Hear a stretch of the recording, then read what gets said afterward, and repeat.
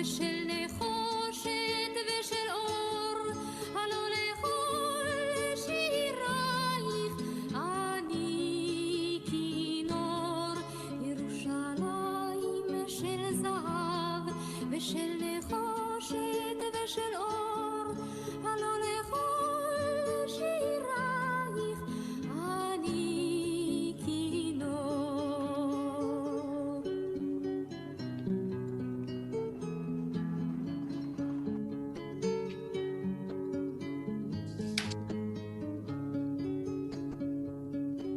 אך בבואי היום לשיר אלך ולך לקשור כתרים, קטונתי מצעיר בנה.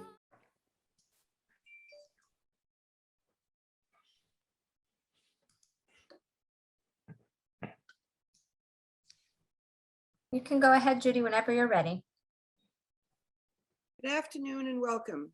I'm Judy Schumann, FRD Chair of our Federation, and with my husband, Alan, we are pleased to bring this fabulous series to our community. Thank you for joining us for the 5th session of the Israeli-Palestinian conflict, A View from the Region 6-part series. Today, our speaker, Avi Melamed, will concentrate on the high hopes and painful reality as the conflict escalates. We will focus on the years 1987 through 2007. Like last week, you will have the opportunity to ask Avi any questions that you may have by putting them in the chat box. Please do not send your questions to Avi directly, as he will be focusing on his presentation. Please send any questions to Chuck Lichtman, who will be moderating the Q&A portion of the program. It is now my pleasure to introduce our featured speaker, Avi Melamed. Ladies and gentlemen, shalom from Israel. I hope that you can hear me. As always, I'm very honored and thank you for the stage. Judy, Alan, thank you so much for your generous support and visionary leadership. Chuck, Erica, and all the people involved in making this program. As always, as I said, I'm very thankful and honored. Let us go immediately to our session. This is session number 5, the one before the last one that will hopefully be next week. As Judy mentioned, this session is going to focus on the years 1987 to 2007. As always, I would like to start with some reminder of the things that we did so far in our program. And once again, I want to remind us all, this program is not dealing with the history of Zionism. It's about how events, developments, trends in the Middle East impacted and shaped the trajectory of the Israeli-Palestinian conflict. As you may remember by now, we have been following along 4 actually different timelines as we were moving along in our program. The one on the bottom, colored green, stands for regional events. The one above it, the red, stands for the Palestinian trajectory. The one above it, the blue, stands for the Zionist, later on, of course, Israel trajectory. And the upper one, the gray one, basically focuses on the trajectory of the whole conflict itself. Once again, just short reminder, we have been talking since day one about these 3 major elements that were involved in the struggle within the Arab world, the Muslim world, over path, identity, and direction in the 20th and the 21st century. Very shortly reminding you, one power that we mentioned is the Qawm, Pan-Arabism. You could see it on the left-hand side, colored in orange, the one that stands for the concept of creating one global Arab entity that brings Arab together with no physical boundaries. Another one is the Wataniya, the particularistic national sentiments that basically endorse or vows the creation of an independent states that are indeed part of this whole Arab world, but they are standing alone for themselves as an independent state, reflecting different and varied features of the communities of those states. And finally, to the right-hand side, colored in green, we have the caliphate that stands for the Islamist approach, that one that actually rejects the idea of both pan-Arabism as well as Wataniya, as well as the particularistic national statehood. Caliphate rather vows the idea of creating one global Islamic entity, caliphate, that is ruled according to the Islamic religious law, the Sharia law. The reason for that outlook is that according to Islamist theologians, Sharia law is a master plan that was given to mankind by Allah himself, and therefore it is flawless. It is immune from any mistakes.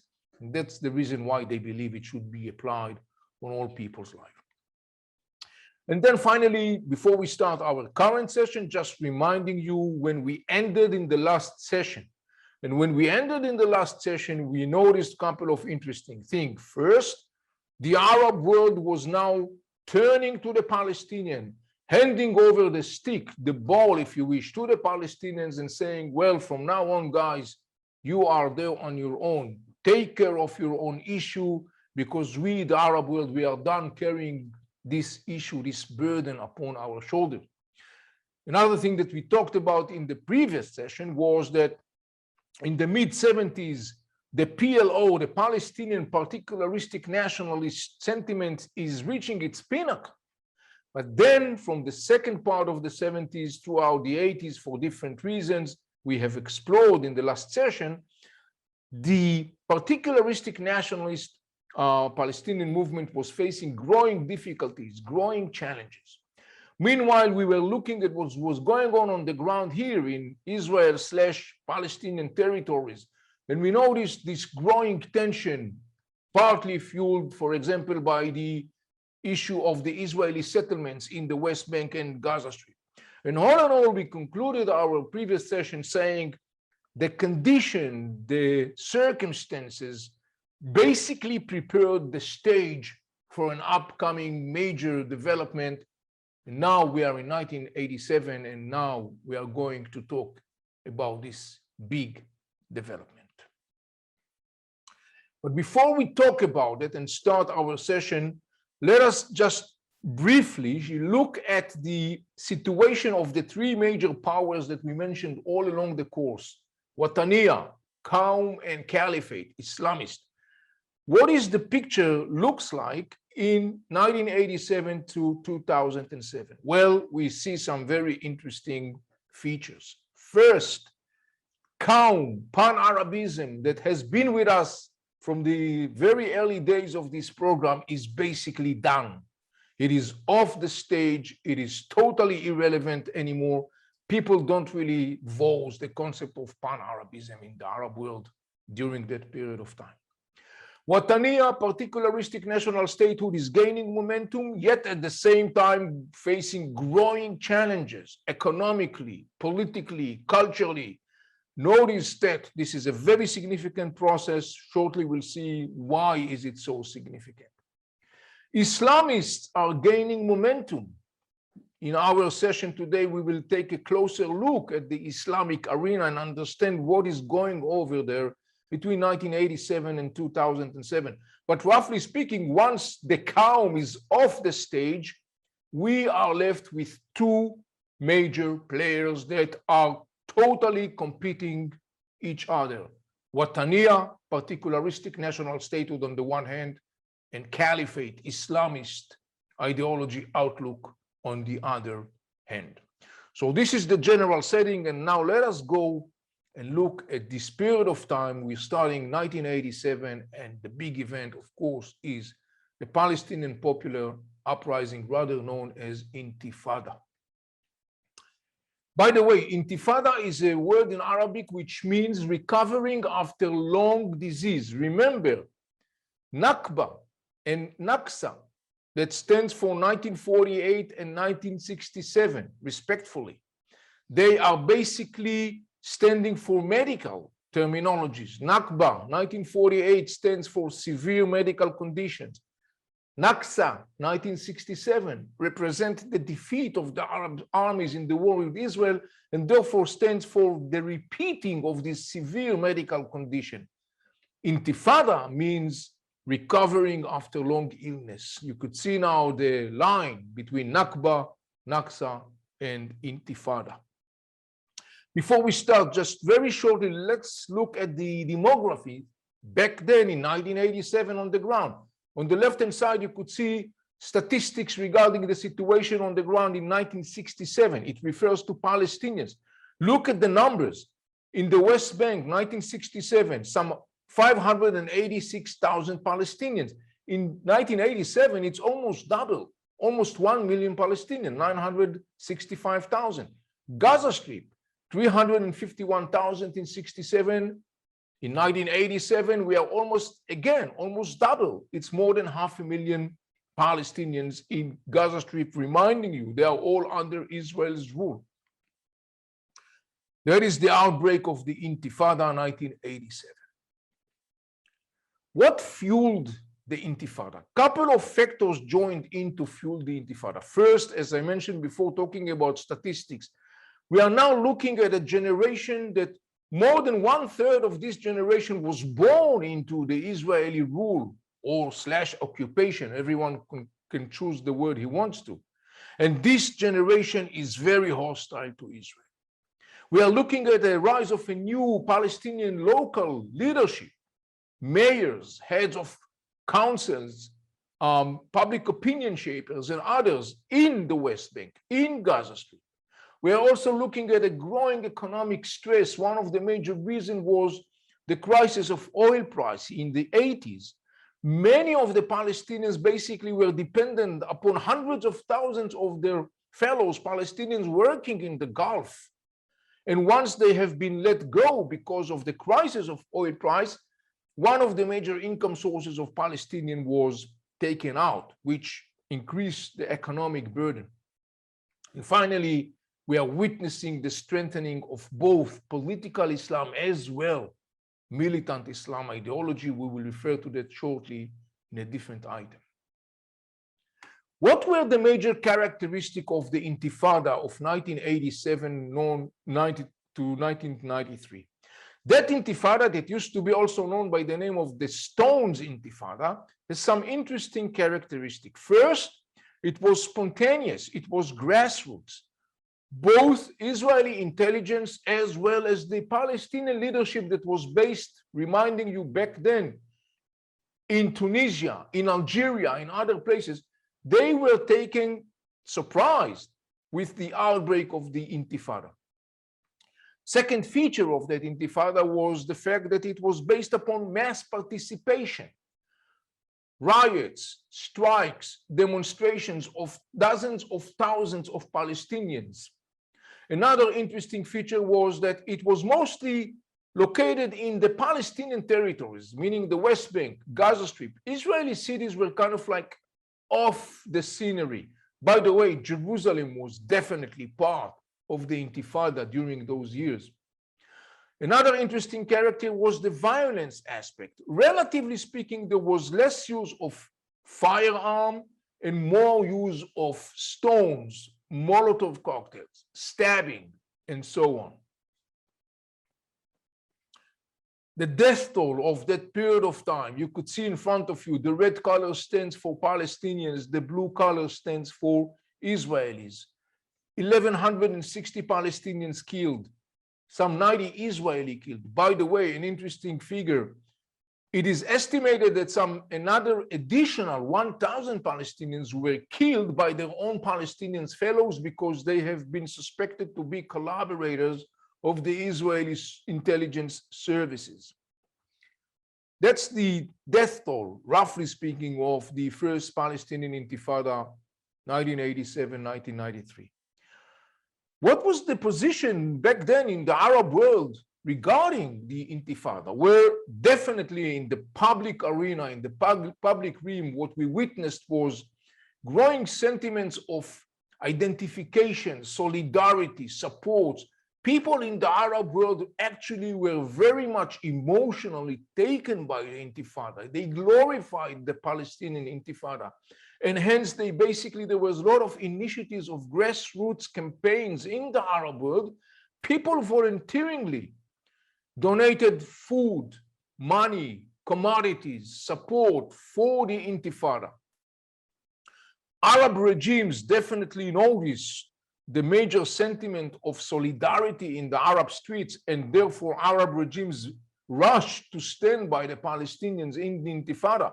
One of the major concerns was that they were afraid that as an outcome of the Intifada, their own streets are going to start bubbling up, and didn't want it to happen. So we saw Arab governments that are standing totally by the Palestinians, providing them with funds, support, mostly politically and diplomatically. One of the most significant outcomes of the Intifada was the fact that Jordan basically departed the old Hashemite vision. You remember that we talked about it, the Hashemite vision of extending the Hashemite rule to Palestine as part of the vision of this smaller version of Greater Syria. You may remember that we talked about it in the first session, in the first program, part of the session of the course.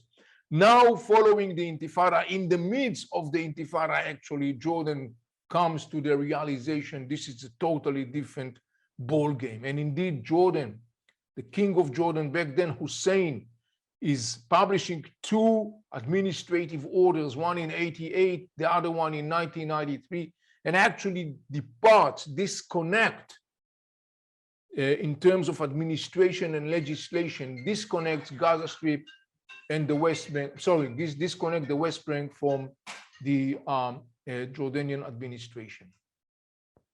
What were the ramifications of the first Palestinian Intifada on the Palestinians themselves? Well, as you can understand, it boosted our worldwide solidarity with the Palestinians. It raised the new local Palestinian leadership. It's consolidated Palestinian particular nationalism. Remember that Intifada was, in the end of the day, to a large extent inspired by this Palestinian particularistic nationalism feelings. But it also at the same time strengthened the Islamic factor within the Palestinians, a very significant phenomenon and development that we'll shortly understand why is it so significant. Finally, not less important, the Intifada, the course of the Intifada, the outcome of the Intifada, the burden, the death toll, the price, all those things together basically paved the way for an understanding on the Palestinian side that maybe it's about time to turn into the diplomatic channel, try to look for some kind of like an arrangement. What were the ramifications on the Israeli side? Well, on the international arena, we noticed an increasing criticism in Israel, in the world. On the domestic level, we saw growing inner political polarization. Remember, we talked about the fact that following 1967, there has been constant and growing and deepening debate within Israel regarding what should Israel do with this issue called the Palestinians and Israel's rule over the Palestinians. Remember, we talked about the different Israeli camp, the right-wing camp, the left-wing camp, the security affiliated camp, and others, and their position. You can understand that following the Intifada, basically what happened was each camp was further sticking its heels on the ground and basically saying, well, the Intifada totally proves what I'm standing for. Hence, the growing debate and depolarization. But then, in addition to that, there is another significant impact, and that is the fact that in the end of the day, more and more Israelis are realizing that Israel cannot linger on continuing ruling the Palestinians. There must be some kind of a way to exit that impasse. That situation paved the way for a hopeful phase, and that is the story of the Oslo Accords. 1993, September, a very dramatic event, historic event, hosted by the Clinton administration. Prime Minister of Israel back then, Yitzhak Rabin, and Chairman of the PLO, Yasser Arafat, are shaking hands as they are signing the famous Oslo Accords.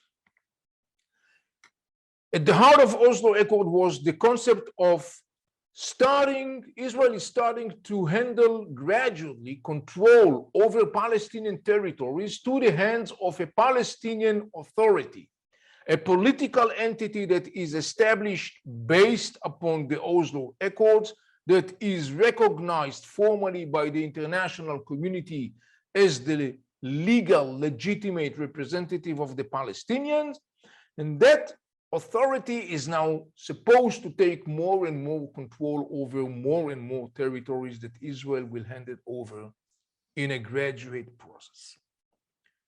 So, roughly speaking, the areas controlled by Israel, Gaza Strip and the West Bank, are divided into three major zones, A, B, and C. You could see to the left-hand side, A and B zones. A zones are areas that are completely governed by the Palestinian Authority, meaning Palestinian Authority is responsible for administration, for police, and for security. But Israel has the right to operate militarily in those areas if the Palestinian Authority fails to intercept terror plots launched from the A zone. B zones are areas where the responsibility is split. Palestinian Authority is responsible for administration and police. Israel is responsible for security. C zones are areas that are totally ruled by Israel, meaning police, administration, and security.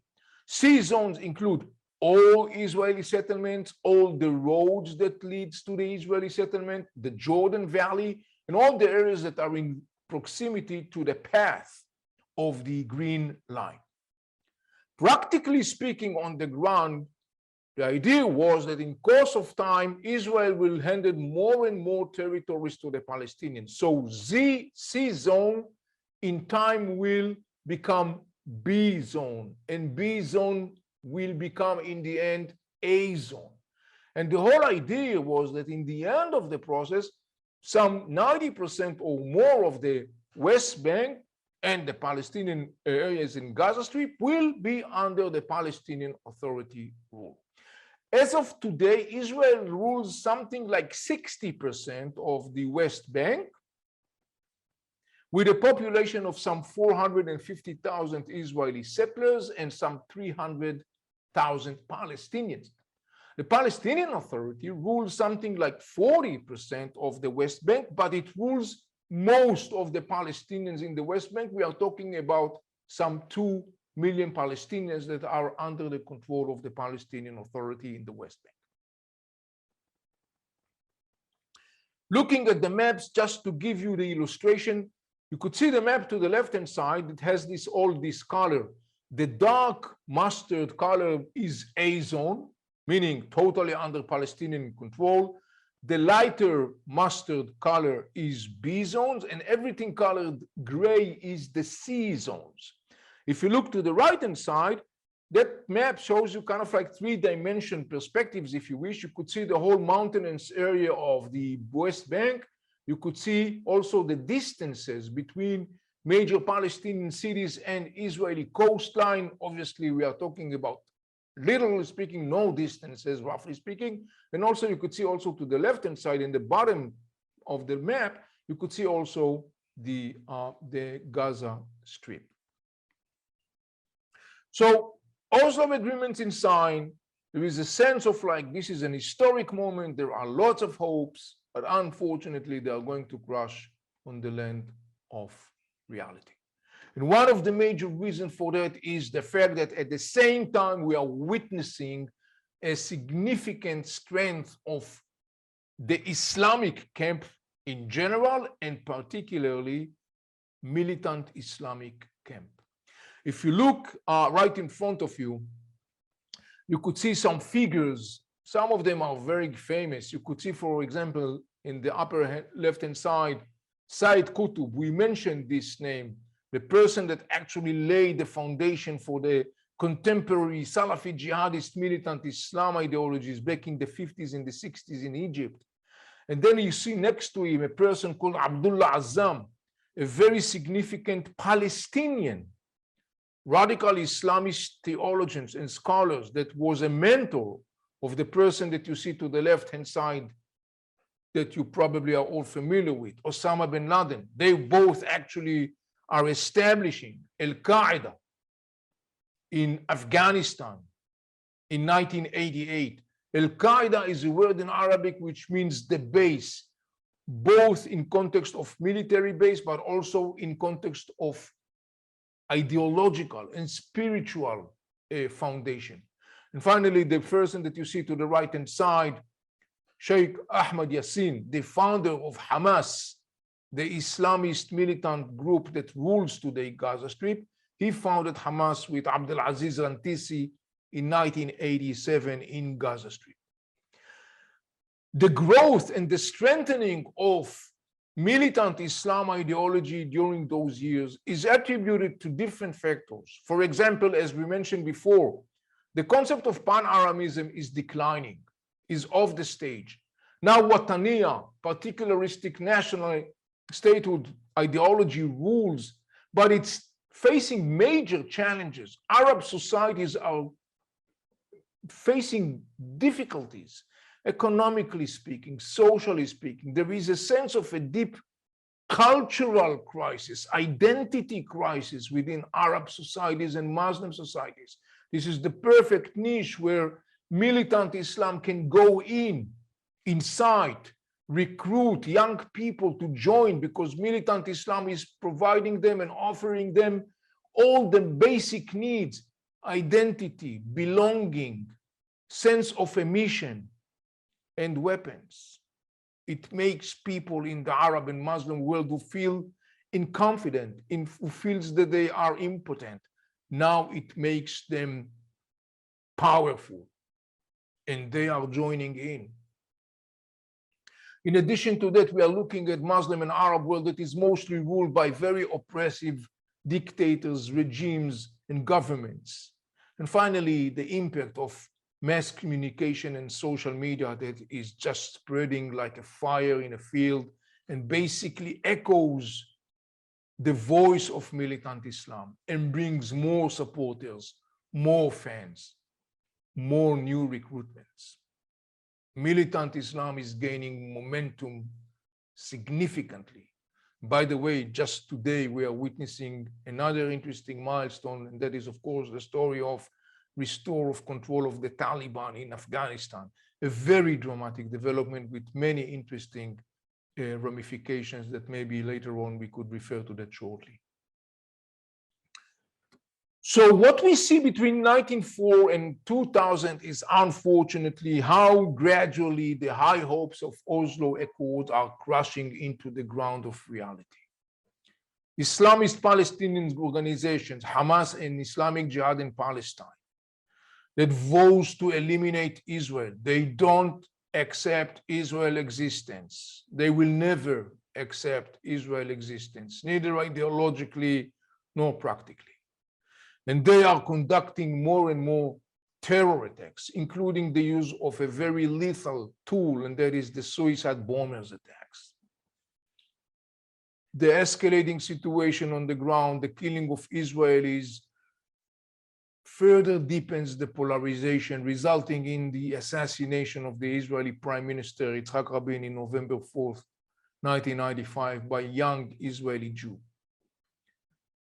Meanwhile, Israel continues to expand its settlements in the West Bank. That fuels Palestinian fury, who argue that actually it is because of the settlement that Israelis are facing these suicide bombers attacks. So basically what we are looking at is a situation where you find a perpetual loop of game of mutual blames. Israelis blame Palestinians for the reality, Palestinians blame Israel for the reality. In a last moment effort trying to save the process of Oslo and to stop the deterioration, Clinton administration is hosting the Camp David Summit in 2000, bringing together back then Israeli Prime Minister Ehud Barak and Palestinian Chairman Yasser Arafat trying to find some kind of like an exit to this deteriorating process. It was actually a chronology of a known well in advance failure. Everyone knew it's going to fail and everyone knew what is waiting around the corner. So when we look at the statistic, difficult word to use, but we should use it anyhow. When we look at the death toll between 1994 and 2000, we are looking at some 275 Palestinians killed, most of them civilians, and some 90 Israelis, 47 civilians and 48 military personnel killing during those years of 94 and 2000. But that was only the precursor of what is going to come. And what's going to come is going to be 10 times worse. Before we get that, let us just look very shortly at the picture so far. 1987 to 2000. We are looking at a situation. Notice that the famous orange color that we used to have, the pale one that stands for calm, it doesn't appear anymore. The calm is off the stage. It's totally irrelevant. We are left with two colors. The purple stands for particularistic national sentiments, and the green, the caliphate. Notice how the green is on the rise. This is the time where Islamist camp is gaining momentum, parallel to the growing challenges of the particularistic nationalism in the Arab and the Muslim world. And you could see the impact on the Palestinian arena when you look at the red line. Hamas is emerging in 1987, and very shortly, Hamas and Islamic Jihad in Palestine. Islamic Jihad in Palestine, a very radical Islamic militant Salafi group that basically appeared before Hamas. They are going in a very short period of time to be the one that are dictating the reality. And obviously they are inspired and encouraged by the growing momentum of militant Islam camp, as I showed you before, in the area, but not only in the area, beyond the area. Remember what I told you about Abdullah Azzam, the Palestinian scholar that was a mentor of Osama bin Laden, that was a very significant figure in the whole construction of this contemporary militant Islamic thought. And accordingly, what we see on the trajectory of the conflict, on the upper line, we see how the conflict more and more escalates on the ground. And that brings us to 2000 and the murderous violence, rather known as Al-Quds Intifada. I'm using this term, but the term Intifada in this context is totally inaccurate, because shortly we'll see what was it. We are looking actually at a situation of a massive collision between Israel and the Palestinians. And this is not about popular uprising. This is totally something different. You could see right in front of you the differences between the two intifadas. To the left-hand side, you could see the Stones Intifada 1987 to 1993. We talked about it. It was spontaneous. It was grassroots, broad mass participation, mostly demonstrations, strikes, riots. The violence was mostly confined into stones throwing, Molotov cocktails, stabbing, less use of a firearm. Accordingly, relatively speaking, the death toll was nothing in comparison to what we are going to see when we are looking at the second Intifada, the Al-Quds Intifada. Remember Al-Quds, the name of Jerusalem in Arabic. Al-Quds Intifada, the murderous violence that we have witnessed between 2000 and 2006, was planned and guided. It was not spontaneous. And it mostly involved military confrontation between Israel on the one hand, Palestinian Authority armed forces, as well as Hamas and Islamic Jihad militants on the other hand. It included lethal attacks, shooting, stabbing, suicide bombers, rocket shooting. Unlike the first Intifada, Israeli cities became the major scenery for that Al-Quds Intifada in 2000 until 2006. These are totally two different episodes, two different stories. Accordingly, the death toll. Look at the numbers. The red stands for Palestinians. We are looking at something like almost 3,500 Palestinians killed. Apparently, the number was even bigger because there was not accurate numbers that could be taken from the Palestinian side for different reasons. On the Israeli side, the numbers are more solid. 1,115 Israeli killed. You could see that on the Palestinian side, most of the people killed were militants. On the Israeli side, most of the people killed were civilians. It shows you a dramatic shift in comparison to the first intifada of 87 to 93. And that chart shows you the whole picture from 1987 to 2006. Look at the graphs, look at the colors. Starting in the left-hand side, we are going from 1,160 Palestinian killed to almost 3,500 killed in the time of the 2000-2006 war. We are going from 90 Israelis killed in 1980s in the first intifada to more than 1,100 Israeli killed. We witnessed the shift. In the first intifada, most of the Israeli killed and most of the Palestinian killed are civilians. In the second intifada, most of the Palestinians killed are militants, combatants, and most of the Israeli killed are civilians. That shows you some of the differences as we talked about when we compare the two episodes. When you look again at the time scale, 2000 and 2006, once again, we see how militant Islam is becoming more and more dominant. It is more and more dictating. There are some significant episodes that happened. Obviously, the most well-known during that period of time, talking about militant Islam, is the terrible event that we are also familiar with, known as 9/11. 9/11 basically, on the one hand, resulted in deep shock in the Muslim and the Arab world, given to the responsibility of Muslim militants in the attack. But you should be also aware of the fact that there has been a lot of expression of, I would say, joy and satisfaction in different parts of the Muslim and the Arab world who glorified 9/11.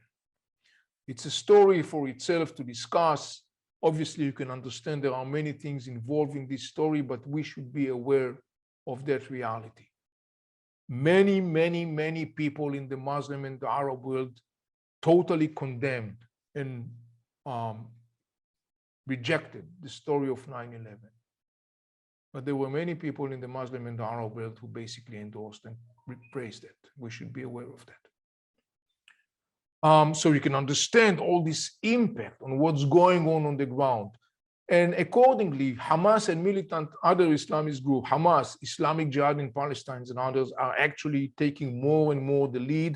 And basically in 2000 to 2006, they are the ones that basically set the tune, mostly through a network or series of the most lethal weapon back then, and that is the use of suicide bombers, resulting in the killing of hundreds and hundreds of Israelis, most of them Israeli civilians. And when we look at the whole big picture, 1987 to 2006, once again, as I said, we witnessed how we got two players left in the big scene: particularistic national statehood, militant and political Islam. Qawm is off the stage. Now these two players are competing more and more over influence and powers. Challenges are deepening in the Arab societies and the Muslim world, and accordingly, they are playing to the hands of militant Islam, political Islam, who come to the masses and say, we offer you identity, we offer you a path, we offer you direction, we offer you belonging, we offer you flags that you could identify with. And in the case of militant Islam also, we offer you weapons. This is a very significant development. Shortly in the next session and the concluding one, we'll see one of the major ramifications of that. How many young people in the Muslim and the Arab world are subdued to the promise of militant Islam ideology. As we could see the trajectory on the ground, 1987 to 2006, escalation of the situation on the ground. We had a short period of high hopes following the first Intifada, where we basically really hoped that maybe after the first Intifada and the total destruction and death toll on both sides will finally internalize the idea and the understanding that nobody is going nowhere. So we better find some kind of like a solution. So there was a sort of a sense of like, okay, maybe we are looking at some new days, good days ahead. I personally remember those days very well, partly because of the fact of my duty back then. But unfortunately, that was crushed on the rocks of reality, and the crushing was very painful. 1994 and actually 2006, we have witnessed how the whole high hopes basically are crushing on the land of reality. In concluding this session, looking at 1987 to 2007, here are the major things to notice. First, the Intifada, the first Intifada, is enormously significant because it stands for a couple of very interesting developments. First, basically signals the fact that now the conflict that started almost 100 years ago as a domestic conflict. Remember the first session when we talked about Bedouin tribes and the first Zionist settlements and the fights over use of lands and water sources and grazing and cattle and sheep.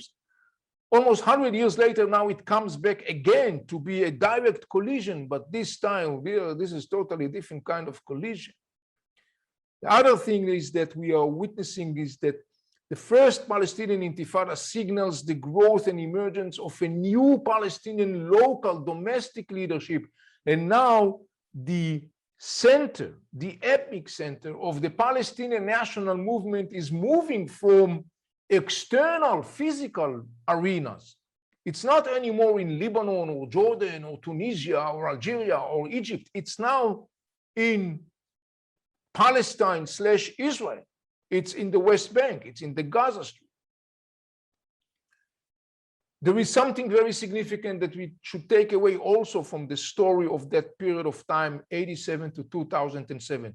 The Intifada and what happened on the ground following that is connected to the fact that calm is off stage now in the Arab world, and we were left with these two powers, Wataniya versus Islamist.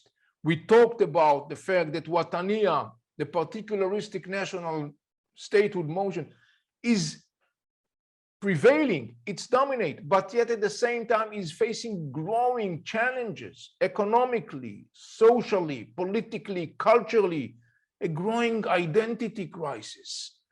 And parallel to that, and not disassociated from that, we see how militant and political Islam is gaining momentum because they come in the time where they offer in that specific niche, they offer young people identity, path, direction, belonging.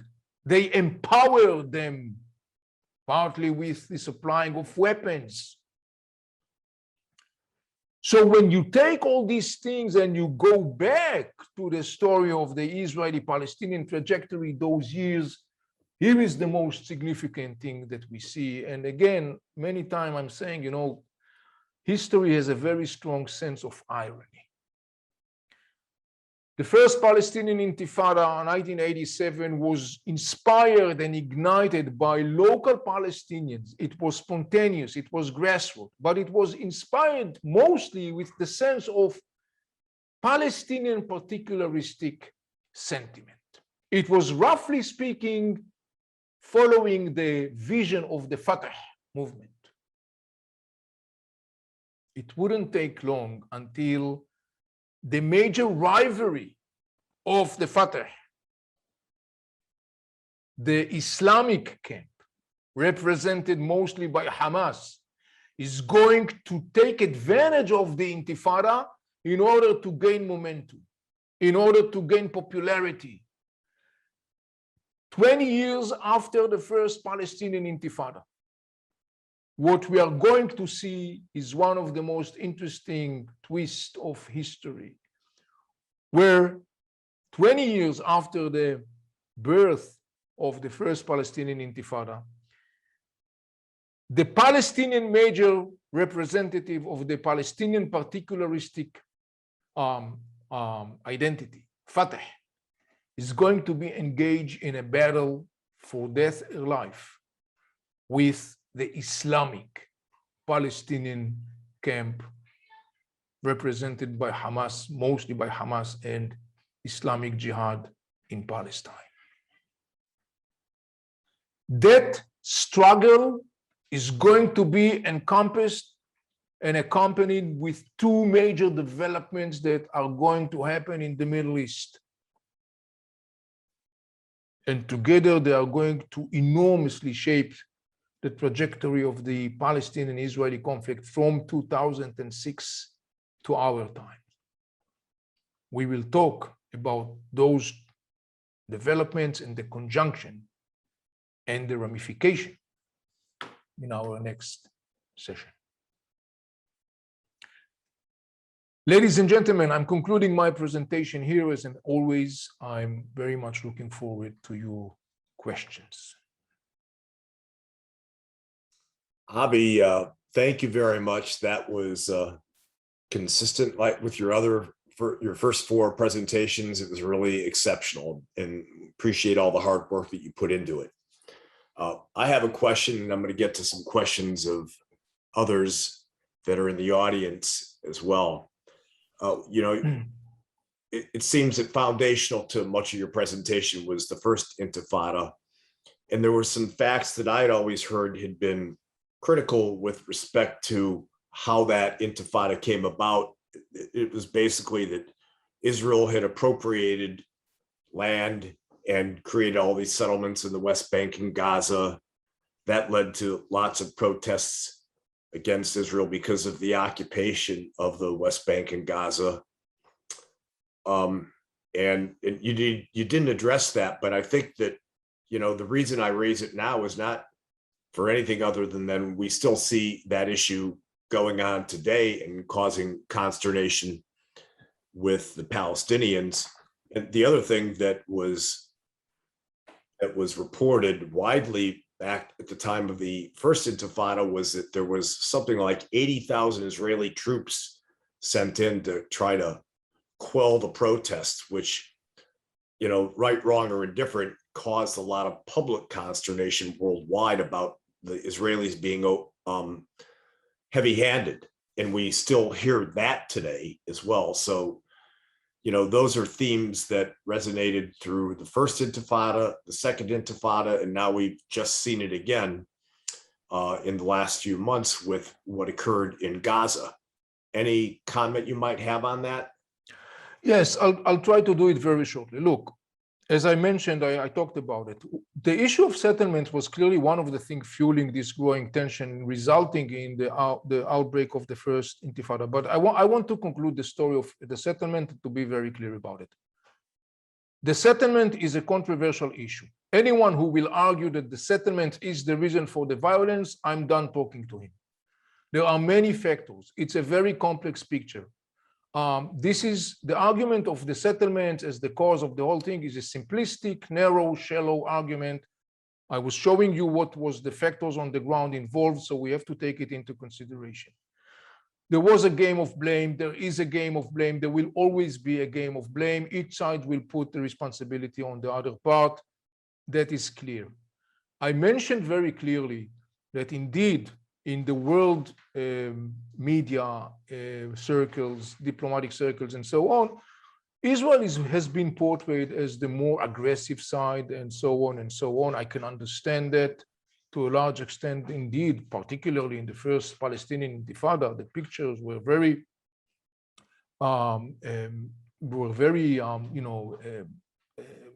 powerful. So you can understand it. But I really think that, look, we are trying in this program, of course, to really take it away from the narratives the hollow, shallow narratives, whatever the hollow narratives are that are basically ruling the Western discussion. We really try to understand a complex reality. Sometimes I'm looking at the discussion in the West and it makes me almost laugh. And if it wasn't said, I was laughing. They are looking at this conflict as it's a tennis game that has one player called Israel. Israel is batting and then runs to the other side of the court to back, as there is no other player in this conflict. There is another player in this conflict. I don't know of any conflict that have one single player that fight itself. And therefore, I think that what you're trying to do here is really to put all the narratives and the concepts and the arguments and the themes that are very common in the Western media. I think we should try to put them in the right context, in the right proportions. That's what we are trying to do. And one last thing in that context, I'm doing it very shortly and very briefly, and I think it's accurate. I found Israelis and Palestinians mutually responsible for the gloomy reality. I do not accept the argument that says, oh, only one side is responsible. And I think that this is the right thing. I'm really trying to help people understand this very multi-layer complex reality. I hope that I was able to do that. I think that you do, and I would say with a certainty that everyone that's watching your presentations could not be more pro-Israeli, starting with myself. And you and I have had discussion offline about the public relations issue, that stems from all this. But somehow that's going to have to be addressed by the Israeli government. And I'm gonna move on from that. But it is an issue because the public, the press and other countries have made it an issue. So that's why I focus on that. Here's a question from a good friend of mine. How do young Palestinians have respect for Israel when many of them and their families are subject to searches by Israel, and also given the history that they learn is perhaps fake news, which is not dissimilar from what I had just raised? Are you talking about how does Palestinian feels when they are subject to an Israeli checkpoint and stuff like that? Yeah, and home searches and how young Palestinians can gain respect for Israel when they face what I think that what Tad is saying is a deprivation of civil rights is a probably easier way to.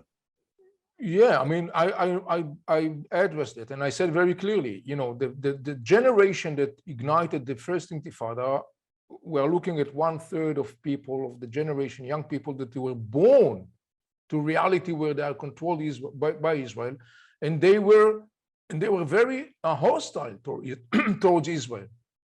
From their perspective, Israel is an aggressor, Israel is an occupier, and obviously you could imagine that when soldiers are breaking to your house in the middle of the night, you are not going to like that entity. When soldiers are doing research and they are doing checkpoints, obviously it's very clear that you're not going to like them.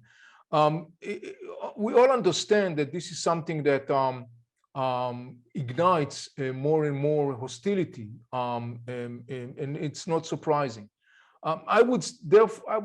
That being said, I would remind us trying to stay away from the story of civil rights and stuff like that.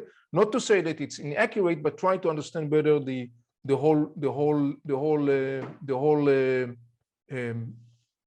complexity of the situation on the ground. That's what would be my recommendation.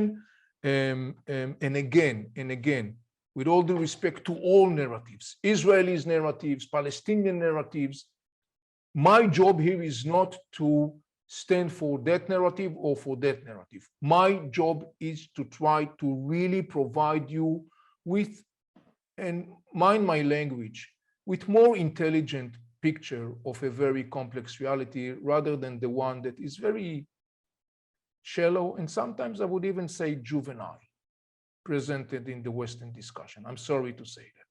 There is no other way to say that. Here's another question. What are the political and aspirational differences between the PLO and Hamas?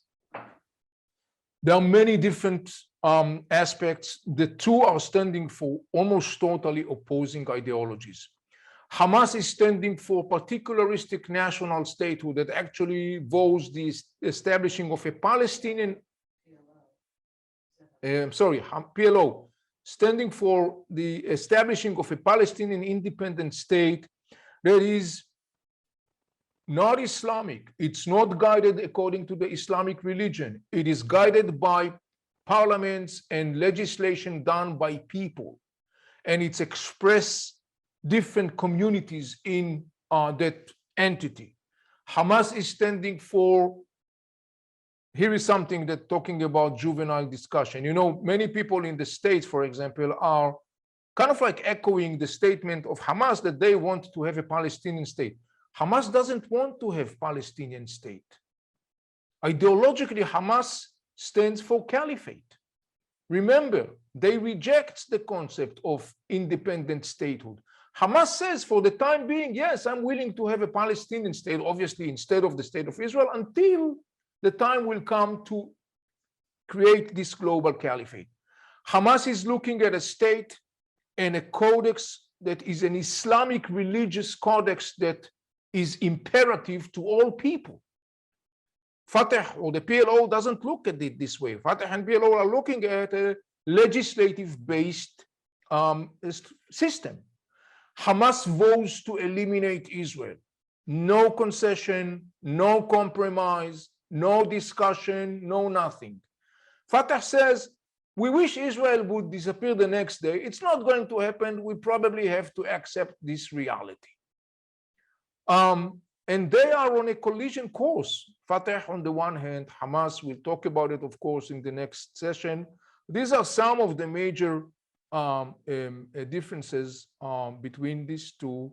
Remember, it goes back to one of the major things that we have repeatedly saying in this course, the story of caliphates versus Qaum, the story of Wataniya, particularistic national sentiments versus caliphate.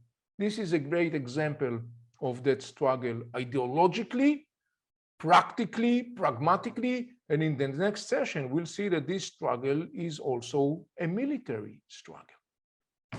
So here's a follow-up on that question just popped up on the screen.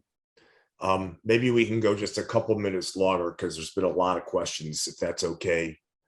I see Ida nodding her head. Is a tie to the last question. Do the West Bank and Gaza require two different approaches to resolve the tensions? Gaza Strip is today an Islamic emirate ruled by Hamas since 2007. Parts of the West Bank are ruled by the Palestinian Authority, namely Fatah organization. We all understand the differences between the two. We all understand the ramifications on the ground. We will get into this issue, obviously, when we'll talk about in the next concluding session, what happened since 2007 up until our times. But it has to be understood and very clear. There is an Islamic government in Gaza. It's Hamas, with all that comes along with that. There is a Palestinian Authority that rules parts of the West Bank that is mostly ruled according to the guiding line of Fatah. You can understand the differences between the two. Fatah, that was kicked out, the Palestinian Authority, by Hamas violently in 2007, Fatah is on his side oppressing Hamas and Islamic Jihad infrastructure in the Palestinian territories in the West Bank. Okay. Can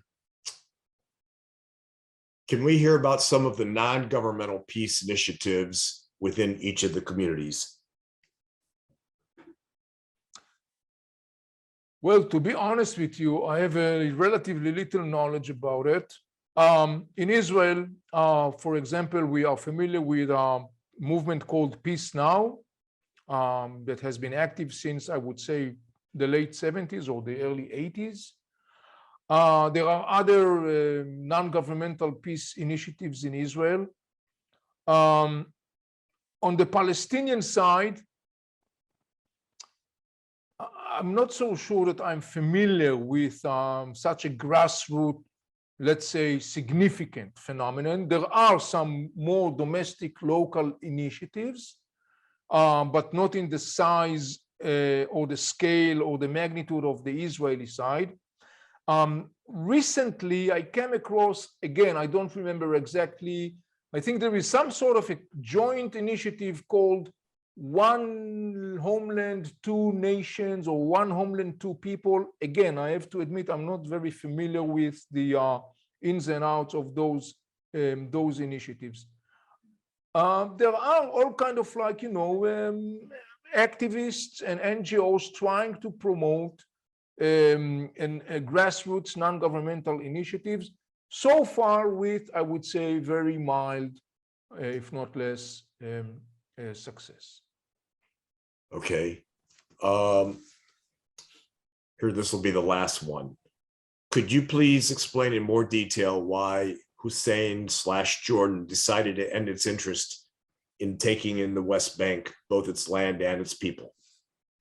Good question. Yeah, there are a couple of reasons. First, and maybe the most significant one, most of the Jordanians are Palestinians. And Hussein was deeply concerned with the possibility that the Intifada in the West Bank is going to infiltrate to the Jordanian territories east of the Jordan River. That was a very significant concern of Jordan. It is also right now also a major consideration for Egypt, for Jordan. Other thing is Jordan realized that with the whole changes in the Arab world, the inner politics, the whole rising power of militant Islam, apparently it would be wiser for Jordan to minimize, though not totally eliminate, its connection to the West Bank. And in that sense, I want to emphasize something very significant. Jordan signed a peace treaty with Israel in 1994, shortly after the Oslo Agreement, obviously not by chance. And according to the Jordanian-Israeli agreement, Article 9 of that agreement says specifically that Israel recognized Jordan as the counterpart for further or future negotiations regarding the Islamic sites in Al-Quds, in Jerusalem. Jordan did not detach itself from Jerusalem, to the opposite. It maintained through an apparatus called the Waqf, the Islamic administrative apparatus. Jordan maintained that apparatus, even though Israel rules Jerusalem. Jordan maintained that apparatus in Jerusalem, and particularly in the context of managing and running the Islamic sites, obviously, of course, Haram Sharif, the Temple Mount compound, the mosques, and so on and so on. And so in that sense, Jordan definitely did not give up its affiliation and demand where it comes to the issue of the Temple Mount compound at Haram Sharif. So all in all, for Jordan, King Hussein actually realized this is a different time, a different episode. It's about time to depart old dreams. But definitely, I would say that the most significant issue was the issue of the concern that the Intifada, the Palestinian Intifada, will percolate to Jordan. That was definitely one of the major reasons for that. Okay. Well, one thing that I could take away from today's presentation is we have a very engaged group of listeners that had a lot of good questions, and it certainly showed that we have a concern about what's been going on in terms of the relations between the Israelis and the two camps of Palestinians. And I suspect that there's no way that those issues can be addressed in the limited time that we have and in this forum alone. So I apologize to everybody that sent notes to me asking for their question. Maybe the next time we'll have a little bit of extra time on the end to kind of wrap up. But in any event, it was a good presentation. And I'd even encourage people, if they have questions about some of the topics that we've been talking about, to write them down and keep them fresh so that next week we can address them, because American Jewry is solidly behind Israel. But at the same time, we haven't had very many forums where we've been able to talk with someone that's an expert on the history such as you. So thank you for your time and for educating us. And I know Judy Schumann had to go, but I'd again like to thank Judy and Alan Schumann for funding this program through their Center for Israel Engagement. And I thank everybody that's online for participating today and look forward to seeing you next week when we wrap this up. Thank you. Over Shalom out. from Israel. Shalom.